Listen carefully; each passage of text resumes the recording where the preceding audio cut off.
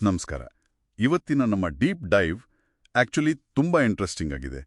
ನಮ್ಮ ಲ್ಯಾಪ್ಟಾಪ್ ಇದೆಯಲ್ಲ, ಅದರ ಕ್ಯಾಮರಾ ಪಕ್ಕ ಒಂದು ಸಣ್ಣ ಚುಕ್ಕಿ ಇರುತ್ತೆ.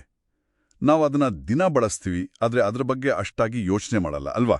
ಹೌದು, ಖಂಡಿತ. ನಮ್ಮ ಮುಂದಿರುವ ಈ ಸೋರ್ಸ್ ಮೆಟೀರಿಯಲ್, ಆ ಪುಟ್ಟ ಸಾಧನದೊಳಗೆ ಅಡಗಿರುವ ಸುಮಾರು 150 ವರ್ಷಗಳ ತಂತ್ರಜ್ಞಾನದ ಕಥೆಯನ್ನು ಬಿಚ್ಚಿಡಲಿದೆ. ಬನ್ನಿ ಈ ಡೀಪ್ ಡೈವ್ ಶುರು ಮಾಡೋಣ. ಖಂಡಿತ. ಮೊದಲಿಗೆ ಆ ಸಣ್ಣ ಚುಕ್ಕಿ ಏನಿದೆ ಅದನ್ನ ತಾಂತ್ರಿಕವಾಗಿ ಟ್ರಾನ್ಸ್ಡ್ಯೂಸರ್ ಅಂತ ಕರೀತಾರೆ. ಟ್ರಾನ್ಸ್ಡ್ಯೂಸರ್. ಅದು ಕೇಳೋಕೆ ಸ್ವಲ್ಪ ಕಾಂಪ್ಲೆಕ್ಸ್ ಪದ ಅನ್ಸಿದ್ರೂ ಅದರ ಕೆಲ್ಸ ಸಿಂಪಲ್. ಅಂದ್ರೆ ಒಂದು ರೀತಿಯ ಶಕ್ತಿಯನ್ನ ಇನ್ನೊಂದು ರೀತಿಯ ಶಕ್ತಿಯಾಗಿ ಪರಿವರ್ತಿಸುವುದು ಅಷ್ಟೇ. ಓ ಹಾಗೆ. ನಮ್ಮ ವಿಷಯದಲ್ಲಿ ಹೇಳೋದಾದ್ರೆ ಇದು ನಮ್ಮ ಧ್ವನಿಯ ಶಕ್ತಿ ಅಂದ್ರೆ ಅಕೌಸ್ಟಿಕ್ ಎನರ್ಜಿಯನ್ನ ಎಲೆಕ್ಟ್ರಿಕಲ್ ಸಿಗ್ನಲ್ ಆಗಿ ಬದಲಾಯಿಸುತ್ತೆ. ಅಬ್ಬಾ, ಅಂದ್ರೆ ನಾನು ಇಷ್ಟು ದಿನ ನನ್ನ ವೆಬ್ ಕ್ಯಾಮ್ ಪಕ್ಕ ಒಂದು ಪುಟ್ಟ ಎನರ್ಜಿ ಕನ್ವರ್ಷನ್ ಮಷಿನ್ ಇಟ್ಕೊಂಡಿದ್ದೆ ಅಂತಾಯ್ತು. ಹಾಗೆ ಅಂದ್ಕೋಬಹುದು. ಹಾಗಾದ್ರೆ ಈ ಪರಿವರ್ತನೆ ಇದು ನಿಜವಾಗ್ಲೂ ಹೇಗ್ ನಡೆಯುತ್ತೆ? ತುಂಬಾ ಕಾಂಪ್ಲೆಕ್ಸ್ ಪ್ರೊಸೆಸ್ ಇರಬೇಕಲ್ವಾ? ಆಕ್ಚುಲಿ ಅದರ ಮೂಲ ತತ್ವ ತುಂಬಾ ಸರಳ. ಈಗಿನ ಲ್ಯಾಪ್ಟಾಪ್ಗಳಲ್ಲಿ ಮೆಮ್ಸ್ ಅಂತ ಒಂದು ಟೆಕ್ನಾಲಜಿ ಬಳಸ್ತಾರೆ. ಮೆಮ್ಸ್ ಅಂದ್ರೆ ಮೈಕ್ರೋ ಎಲೆಕ್ಟ್ರೋ ಮೆಕ್ಯಾನಿಕಲ್ ಸಿಸ್ಟಮ್ಸ್. ಇದರಲ್ಲಿ ಮುಖ್ಯ ಪದ ಮೆಕ್ಯಾನಿಕಲ್. ಅಂದ್ರೆ ಸಿಲಿಕಾನ್ ಚಿಪ್ ಮೇಲೆನೆ ಕಣ್ಣಿಗೆ ಕಾಣದಷ್ಟು ಸಣ್ಣ ಯಾಂತ್ರಿಕ ಭಾಗಗಳು ಇರ್ತವೆ. ಓಕೆ. ಮೈಕೊಳಗೆ ಒಂದು ತೆಳುವಾದ ಪೊರೆ ಇರುತ್ತೆ. ಅದಕ್ಕೆ ಡಯಾಫ್ರಾಮ್ ಅಂತಾರೆ. ಅದನ್ನೊಂದು ಸಣ್ಣ ಡ್ರಮ್ ಚರ್ಮದ ಹಾಗೆ ಅಂದ್ಕೊಳ್ಬಹುದು. ಹಾಗಾದ್ರೆ ನಾವು ಮಾತಾಡಿದಾಗ ನಮ್ಮ ಕಿವಿಯ ಡ್ರಮ್ ವೈಬ್ರೇಟ್ ಆಗುತ್ತಲ್ಲ, ಹಾಗೇನಾ? ಎಕ್ಸಾಕ್ಟ್ಲಿ ಅದೇ ರೀತಿ. ಆ ಡಯಾಫ್ರಾಮ್ ಕಂಪಿಸಿದಾಗ ಅದರ ಹಿಂದಿರುವ ಒಂದು ಮೆಟಲ್ ಪ್ಲೇಟ್ಗೆ ಹತ್ರ ಹೋಗಿ ದೂರ ಬರುತ್ತೆ. ಈ ಅಂತರ ಇದೆಯಲ್ಲ, ಡಯಾಫ್ರಾಮ್ ಮತ್ತೆ ಪ್ಲೇಟ್ ನಡುವಿನ ಅಂತರ, ಅದರ ಬದಲಾವಣೆಯನ್ನೇ ಕಂಪ್ಯೂಟರ್ ಅಳೆಯುತ್ತೆ. ಸರಿ ಸರಿ. ಅದನ್ನೇ ಎಲೆಕ್ಟ್ರಿಕಲ್ ಸಿಗ್ನಲ್ ಆಗಿ ಪರಿವರ್ತಿಸುತ್ತೆ. ಆಮೇಲೆ ಲ್ಯಾಪ್ಟಾಪ್ನ ಸೌಂಡ್ ಕಾರ್ಡ್ ಬರುತ್ತೆ.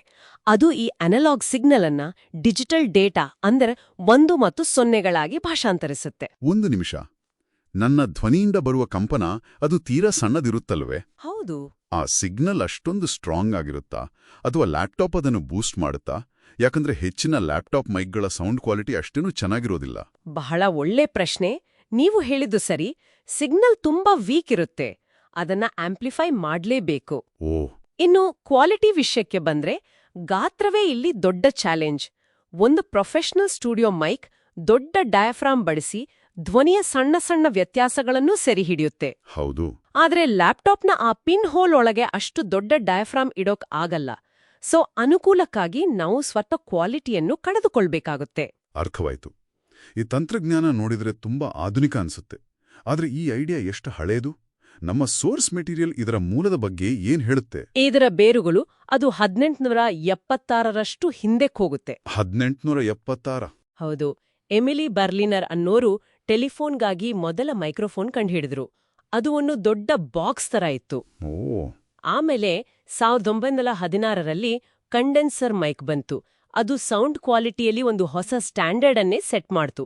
ಆದ್ರೆ ನಿಜವಾದ ಗೇಮ್ ಚೇಂಜರ್ ಅಂದ್ರೆ 2000ನೇ ಇಸ್ವಿಯಲ್ಲಿ ಬಂದ MMS ತಂತ್ರಜ್ಞಾನ. ಅಂದ್ರೆ ಇತ್ತೀಚೆಗೆ? ಹೌದು. ಈ ಒಂದು ಜಿಗಿತದಿಂದಲೇ ಇವತ್ತು ಪ್ರತಿಯೊಬ್ಬರ ಜೇಬಿನಲ್ಲಿ, ಲ್ಯಾಪ್ಟಾಪ್ನಲ್ಲಿ ಇಷ್ಟು ಒಳ್ಳೆ ಕ್ವಾಲಿಟಿಯ ಮೈಕ್ರೋಫೋನ್ಗಳು ಇರೋಕೆ ಸಾಧ್ಯವಾಗಿತ್ತು. ಹಾಗಾದ್ರೆ ಇದೆಲ್ಲದರ ಅರ್ಥ ಏನು? ನಮ್ಮ ಲ್ಯಾಪ್ಟಾಪ್ ಮೇಲಿರುವ ಪುಟ್ಟ ಚುಕ್ಕಿ ಇದೆಯಲ್ಲ, ಅದು ಕೇವಲ ಒಂದು ಬಿಡಿಭಾಗ ಅಲ್ಲ. ಖಂಡಿತ ಅಲ್ಲ. ಬದಲಿಗೆ ಧ್ವನಿಯನ್ನು ಹಿಡಿಯುವ 150 ವರ್ಷಗಳ ತಾಂತ್ರಿಕ ವಿಕಾಸದ ಒಂದು ಫಲಿತಾಂಶ. ನಿಖರವಾಗಿ. ಆ ಸಣ್ಣ ಚುಕ್ಕಿಯ ವಿಕಾಸ ಇಲ್ಲ ಅಂದಿದ್ರೆ ಇವತ್ತಿನ ಹೇ ಸಿರಿ, ಓಕೆ ಗೂಗಲ್, ಝೂಮ್ ಮೀಟಿಂಗ್, ಹೌದು ಝೂಮ್ ಮೀಟಿಂಗ್, ಲೈವ್ ಸ್ಟ್ರೀಮಿಂಗ್, ಅಷ್ಟೇ ಯಾಕೆ ನಾವು ಈಗ ಮಾತಾಡ್ತಿರೋದು ಇವೆಲ್ಲ ಸಾಧ್ಯ ಆಗ್ತಿರ್ಲಿಲ್ಲ. ಇದು ನಮ್ಮನ್ನು ಒಂದು ಮುಖ್ಯವಾದ ಪ್ರಶ್ನೆಗೆ ತಂದು ನಿಲ್ಲಿಸುತ್ತೆ. ಈ ತಂತ್ರಜ್ಞಾನ ನಮ್ಮ ಸಂವಹನವನ್ನ ಇಷ್ಟೊಂದು ಸುಲಭ ಮಾಡಿದೆ. ಆದ್ರೆ ನಮ್ಮ ಖಾಸಗಿತನದ ಬಗ್ಗೆ ಏನು? ಈ ಸದಾ ಆನ್ ಇರುವ ಕೇಳಿಸ್ಕೊಳ್ಳುವ ಸಾಧನಗಳನ್ನ ನಾವು ಎಷ್ಟು ನಂಬಬಹುದು? ಇದೇ ಇವತ್ತಿನ ಬಹುದೊಡ್ಡ ಚರ್ಚೆ. ನಮ್ಮ ಅನುಕೂಲಕ್ಕಾಗಿ ಈ ಸಾಧನಗಳು ಸದಾ ಸಿದ್ಧವಾಗಿರ್ಬೇಕು ಅಲ್ವಾ? ಹೌದು. ಆದ್ರೆ ನಾವು ಬಳಸದೇ ಇರುವಾಗ್ಲೂ ಅವು ನಮ್ಮ ಮಾತುಗಳನ್ನ ಕೇಳಿಸ್ಕೊಳ್ತಿವಿಯೇ ಅನ್ನೋ ಆತಂಕ ಇದ್ದೇ ಇರುತ್ತೆ. ಸೊ ತಂತ್ರಜ್ಞಾನ ಮತ್ತು ಖಾಸಗಿತನದ ನಡುವೆ ಒಂದು ಗೆರೆ ಎಳೆಯುವುದು ಹೇಗೆ ಅನ್ನೋದ್ರ ಬಗ್ಗೆ ನಾವೆಲ್ಲರೂ ಯೋಚನೆ ಮಾಡ್ಬೇಕಾಗತ್ತೆ. ಆ ಗೆರೆ ಎಲ್ಲಿದೆ ಅನ್ನೋದೇ ಪ್ರಶ್ನೆ. ಹೌದು. ಆ ಗೆರೆಯನ್ನ ಎಲ್ಲಿ ಎಳಿಬೇಕು ಅಂತ ನಿರ್ಧರಿಸುವುದೇ ನಮ್ಮ ಮುಂದಿರುವ ದೊಡ್ಡ ಸವಾಲು.